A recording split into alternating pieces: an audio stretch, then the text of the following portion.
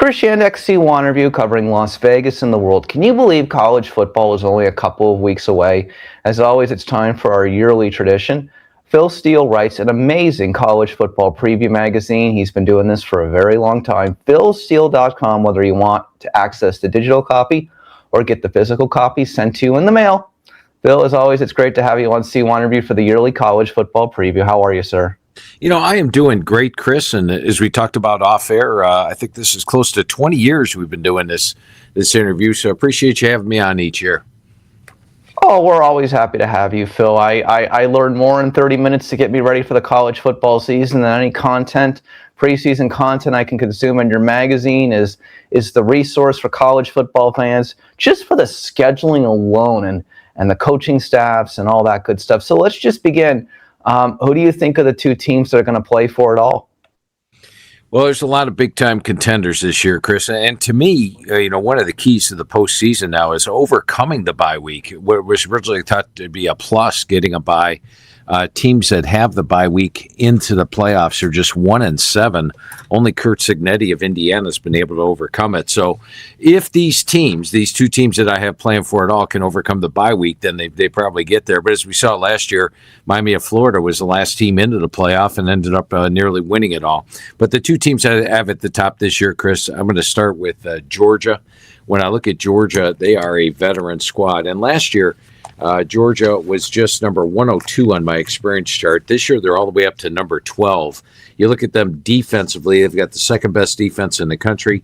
My number 9 defensive line, number 5 set of linebackers, number 3 DBs. They're outstanding on special teams, which I rate number 5. And then offensively, they got my number 7 rated offensive line. They got Nate Frazier and Chauncey Bowens back at running back. And then my dark horse Heisman contender, which is Gunnar Stockton. And Gunnar Stockton had 16-2 ratio against ranked teams last year. He's dangerous on fourth down in the fourth quarter. And this is a Georgia team that I think is going to win a lot of football games. Now, Kirby Smart's been knocked out by the bye each of the last 2 years, but now he's had 2 years to prepare for it. He'll find that solution. And then the team I've got them playing in the title game this year is Notre Dame. And when I look at Notre Dame, they are a loaded team. Last year, they held opponents to 95 yards per game below their average. This year, they have 9 starters back on defense. They have my number 5 rated defensive line, number 1 linebacking core, number 1 defensive backs in the country, the best defense in the country. Now, normally, Chris, if your team has the best defense in the country, that's enough for me to pick them number 1. But Notre Dame's got more than that. They have my number 1 rated offensive line in the country.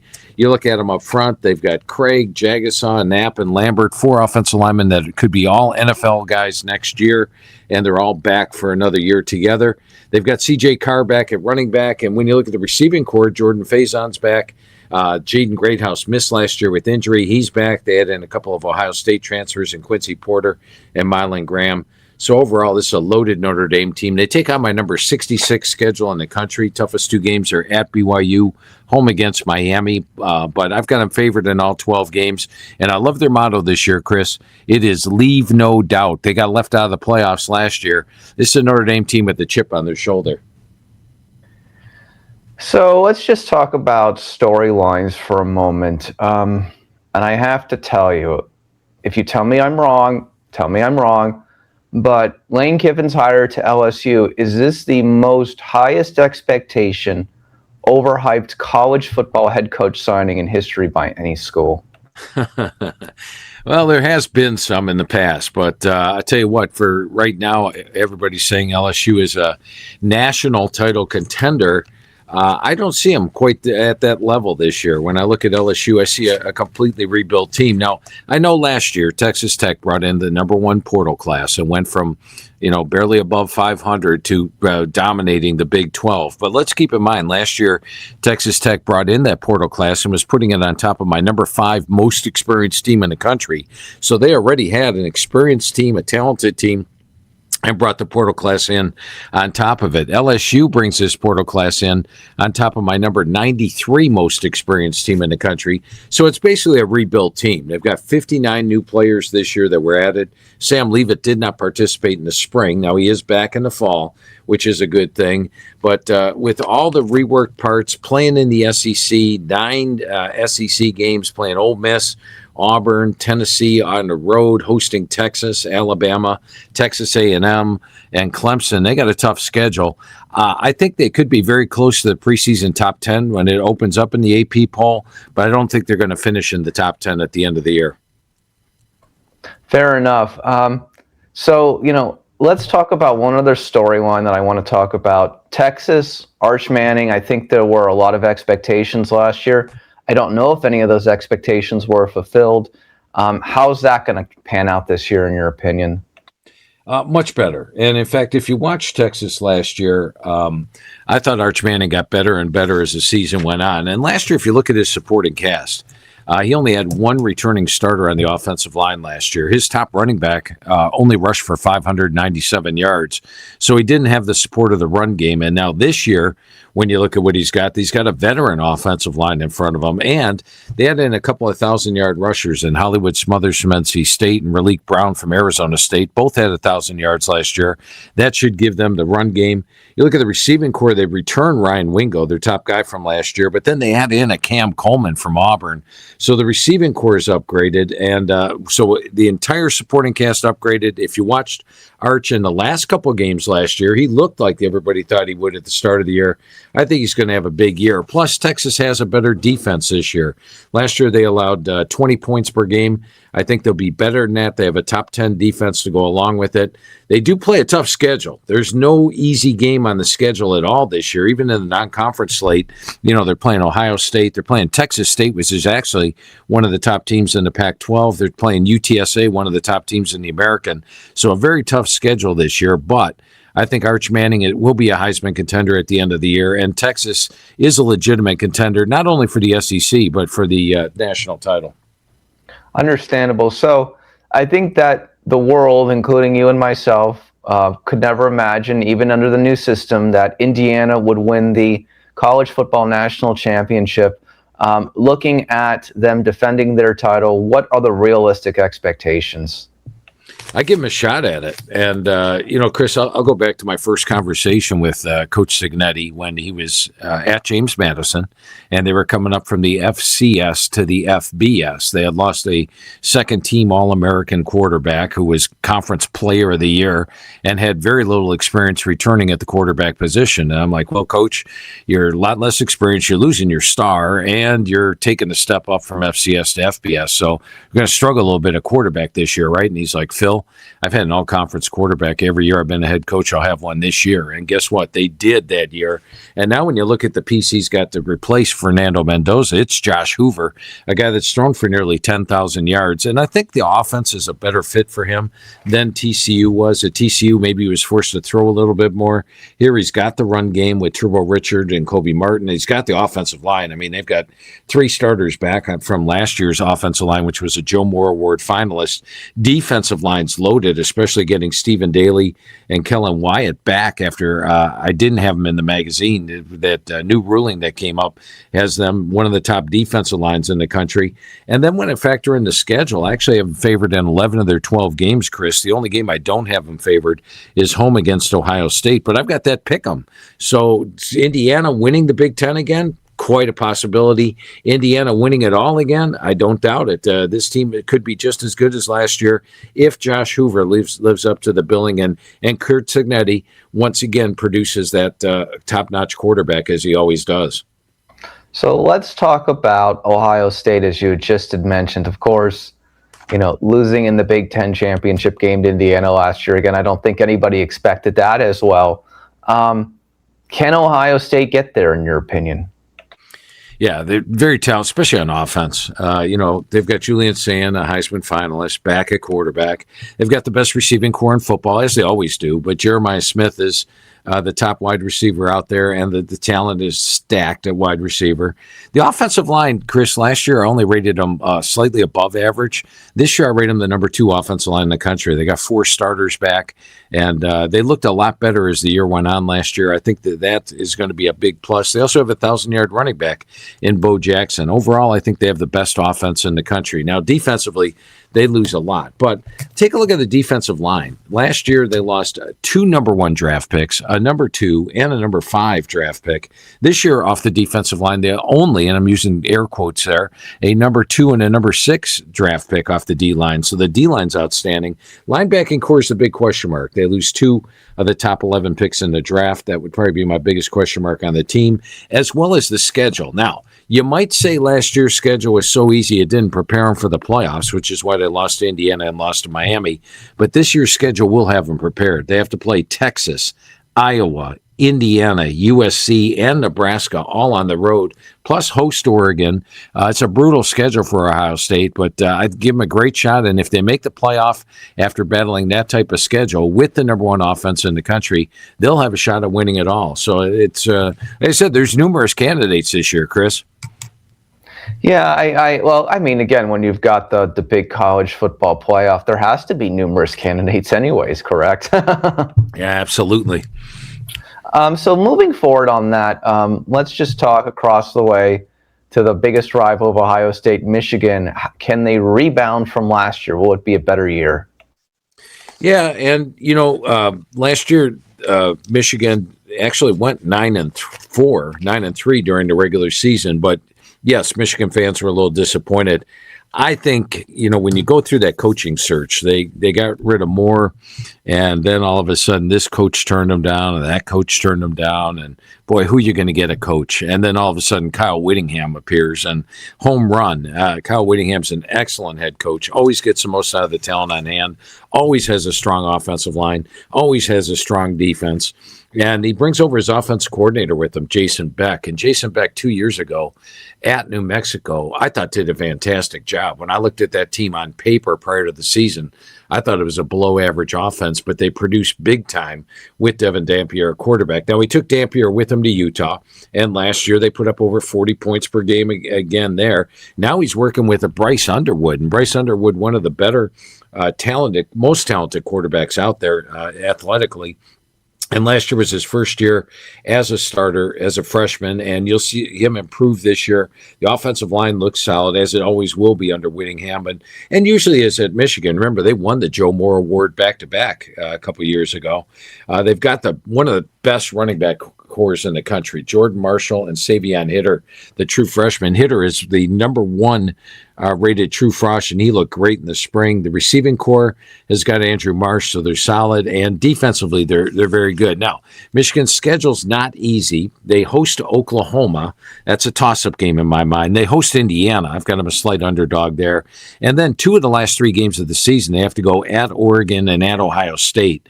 But I think Michigan's capable of, and if they pull one of those upsets against Indiana, Oregon, or Ohio State, Michigan's got a great shot of making the playoff this year.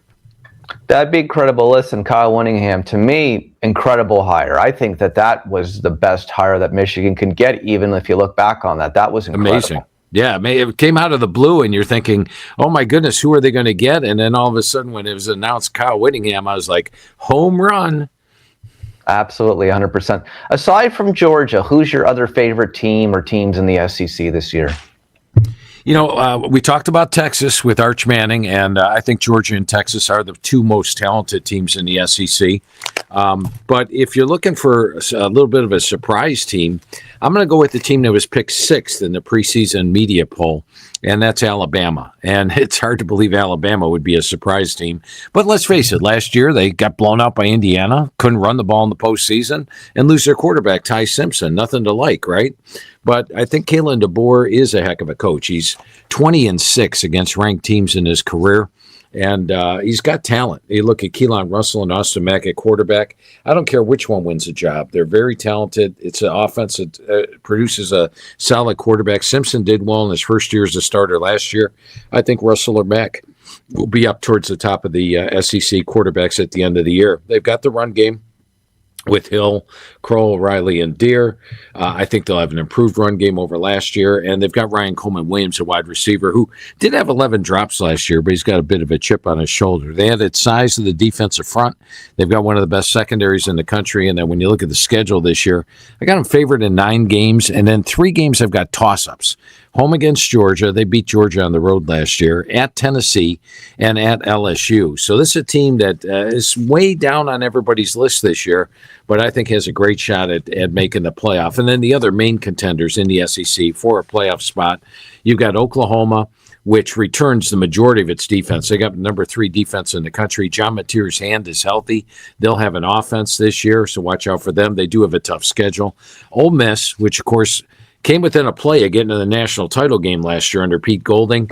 They've got their quarterback back in Trinidad Chambliss. They got their running back in Kewan Lacey.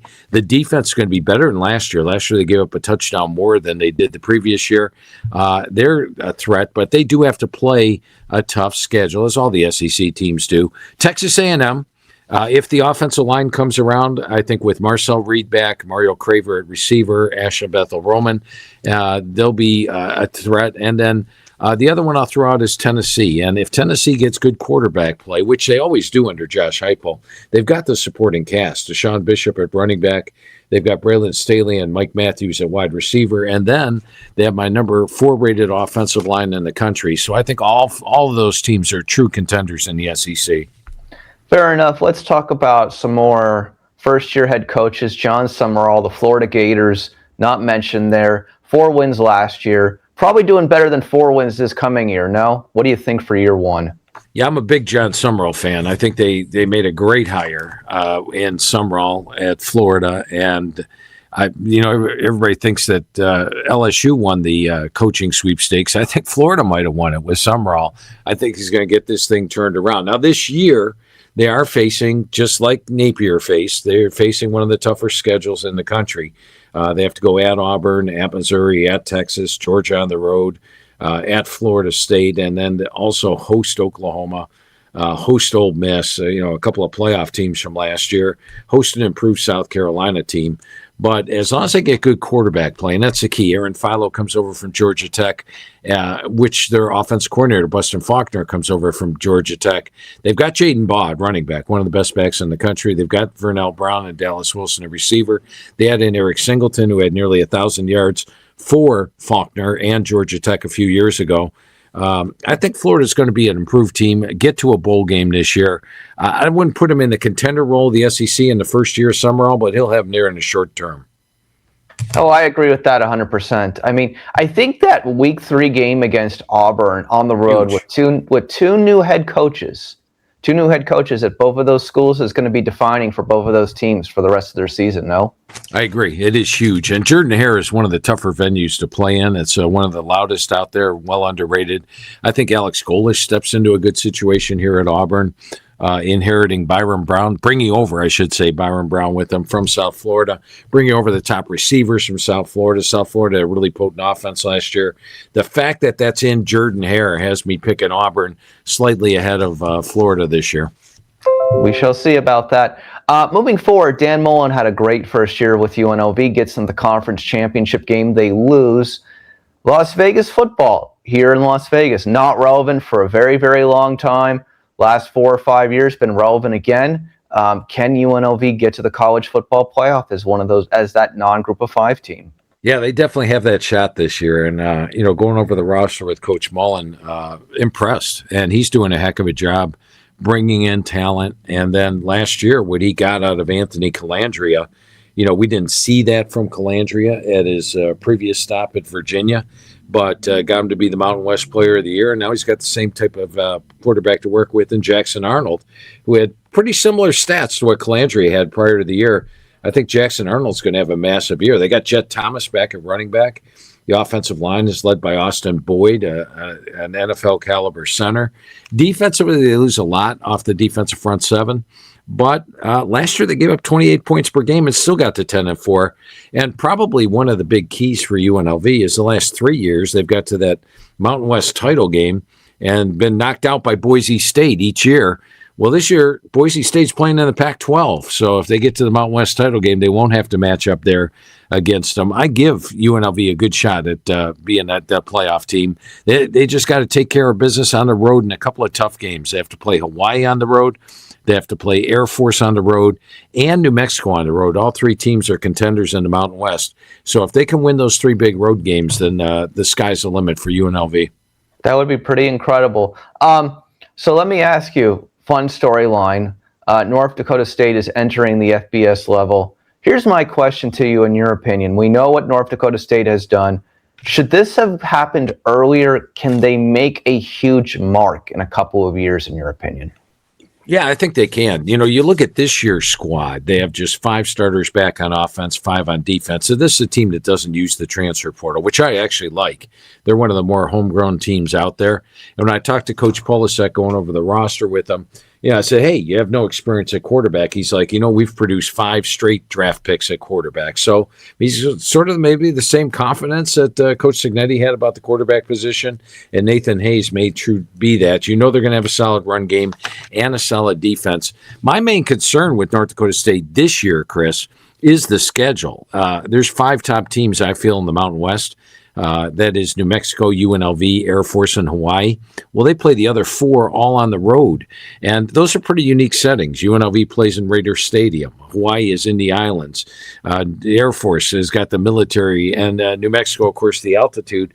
So those are 4 tough venues that they've never been to. How are they going to fare? But that, of course, means that next year they're going to get all those guys at home. And so maybe next year they're going to be the favorites in the Mountain West coming in. We'll see how they do in the first year, but I got to think they're going to have a really good year this year, despite the tough schedule. Fair enough. So let's talk about year 2. Bill Belichick, 4 wins last year. North Carolina, one of your most improved teams, or maybe not so much?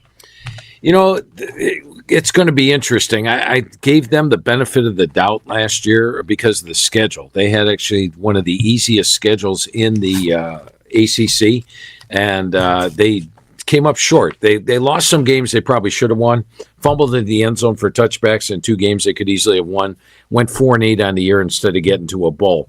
Now, the thing I like about North Carolina this year, Chris, is the fact that last year, this was a team in transition. In other words, they brought in like 30 players after spring practice, and it's tough to build a team like that.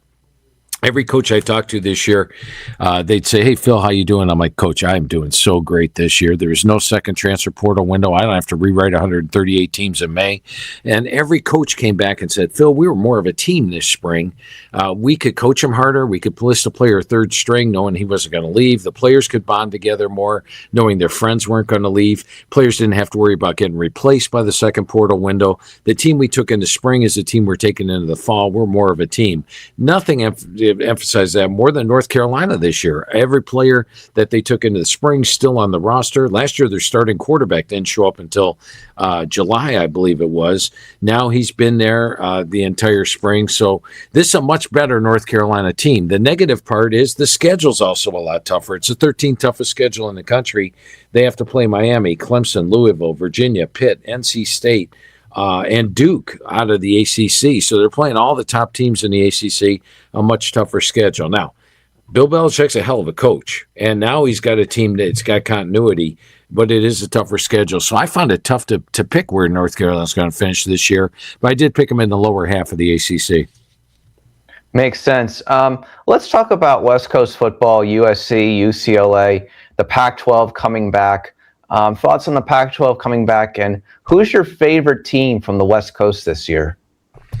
Yeah, I mean, the Pac-12 is not quite the Pac-12 that it was in the past, but it's good to see it back in action. And we'll see if they can get back up there. And I think when you look at the Pac-12, getting teams like Boise, Fresno, San Diego State, were all the top teams in the Mountain West last year, along with UNLV. I think that's going to give that conference a lot of strength, and they're right off the bat one of the top group of 6 conferences. My favorite West Coast team this year, though, is USC. And when I look at USC, when I run the roster with Coach Riley, he feels this is the best defense he's had in his 5 years there. And they brought in Gary Patterson as the defensive coordinator. And so I think if they've got the defense, he's going to produce a solid offense. And he's got pieces to work with. They got my number 5 rated offensive line.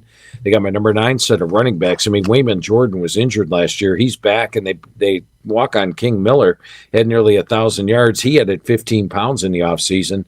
That's a nice run game. And they got Jaden Mayava at the quarterback spot, who Coach Riley feels could be a first-round draft pick at the end of the year. The schedule sets up well as well. They host Oregon, and they host Ohio State. They were 7-0 at home last year. pull an upset in one of those two games, and I think USC can make the playoff. And in fact, I think there's going to be 4 Big Ten playoff teams this year: Ohio State, Indiana, Oregon, and I'm going to throw a 4th one in USC. Pretty incredible stuff. So let's talk about the ACC, what we haven't talked about. What do you think for that conference chances? Who are the ones that we should keep an eye on? Well, Miami's got the most talent in the ACC this year. They added Darian Mensah from Duke. He brings his top receiver with him in Cooper Barkate. They already had Mark Fletcher, who looked great in the postseason. They had Malachi Toney was there, and he had a tremendous true freshman year, and he is back. He's going to be a dark horse Heisman contender because he threw 7 passes. He was their number 4 rusher, number 1 receiver. He also returned punts. This guy can do everything. If you have a question with Miami this year, it's the offensive line. But Mario Cristobal's the head coach. I've been talking to Mario Cristobal since his days at Florida International, and I'll tell you, he always develops a solid offensive line. So throw that out the window. The only game I have an underdog in all year is at Notre Dame, and that's just a slight underdog. This is a really talented Miami team that basically came within 1 play of winning it all last year. And I think they're going to contend again. They're top teams to face Miami. Oh, one stat I want to throw out at you, Chris. They joined the ACC in 2004. They have not won an ACC title, which is amazing. Because you would have thought when they joined that they would have won a bunch of them. But the other 3 main contenders, I think, are SMU, Clemson, and Louisville. But I do think Miami's the best team in the ACC. I did know that stat, by the way. I absolutely know they have never won the ACC championship. I've never won it. I absolutely knew that. What do you think is the biggest story in college football that no one's talking about that we haven't talked about? And I briefly touched on both of them. I think the 2 biggest stories are the bye week, because we've seen it trip up 7 of the 8 teams that had the bye week in the playoff, and we may just see the best teams get knocked out of the playoff. Texas Tech last year, for example, got shut out in the round of the playoff. And when I talked to Coach McGuire, what was his main concern this spring? That bye week. How are we going to contend with the bye week? He's talking to FCS coaches trying to figure it out. So I think the bye week is huge. And then the second thing is, I just think we're going to see a better brand of football this year, Chris, because of the lack of the second portal window. Every team, every coach I talked to felt they had more of a team this spring, and I think that's going to show up on the football field. Fair enough. So we talked about some of the Heisman candidates. Who's your pick to win the Heisman? Boy, that is a toss-up. I mean, I could make a good case for Dante Moore, who could have been the second pick in the draft. Arch Manning, who's got a much better supporting cast. C.J. Carr, the Heisman favorite, you're going to put up big stats for a team that does a lot. You've got Trinidad Chambliss, who was fantastic in the playoffs. Julian Sand, who had a tremendous pass efficiency and is going to be on a top team in the country. Darian Mensah, Miami of Florida. Josh Hoover, I talked about Indiana, always has a top quarterback. Devin Dampier at Utah. I'm going to give you a dark horse, though. And my dark horse is going to be Gunnar Stockton of Georgia. As mentioned, he had a great ratio last year against ranked teams. Does great on 4th down in the 4th quarter. Great supporting cast. And if you're playing on a top team that's undefeated at the end of the year and you're putting up good numbers, you got a shot at the Heisman. 20-1 odds right now, Chris. So I'm going to go with Gunnar Stockton as my dark horse. So let's talk about 2 last things. Aside from UNLV, who are some of the other non-group of 5 teams you could think that could make the college football playoff? You know, I got a surprising one for you, and it is Navy. And I don't think I've ever mentioned Navy as a possible playoff contender before, but going over the roster with Coach Newberry, quiet confidence to him that something special was going to happen. Remember, the last 2 years, they've won 10 and 11 games. They've got 2 solid quarterbacks in Braxton Woodson and Jackson Gutierrez, who he's confident in. They've got the offensive lines practically back intact. In fact, generally, service academies are number 85 on my experience chart, something like that. They're number 15 this year. If they can get past Air Force and UTSA on the road, 2 tough games, I think that they could be 11-1, American Conference champions, and they're only lost to Notre Dame. And if that's the case, they have a great shot at the playoff. We touched on it before. I think UNLV's got that opportunity, as does Boise State. You have to put Boise State up there every year. They're playing Oregon State on the road. They've got 2 experienced quarterbacks now, including Maddox Matson. So I think those are your 3 main contenders. Last one. How could we not end with coaches on the hot seat this year? There's a bunch, and you take a look at 2 of them that weren't granted any favors. One would be Mike Norvell at Florida State, and Florida State actually drew the toughest schedule in the ACC. They basically play all the big boys this year, so schedule maker didn't do them any favors. And then the other one, well, there's a lot of coaches on the hot seat this year. So I would let's go with Norvell as the number one guy. I'm kind of surprised he even got another year, honestly. Was it just because of the contract?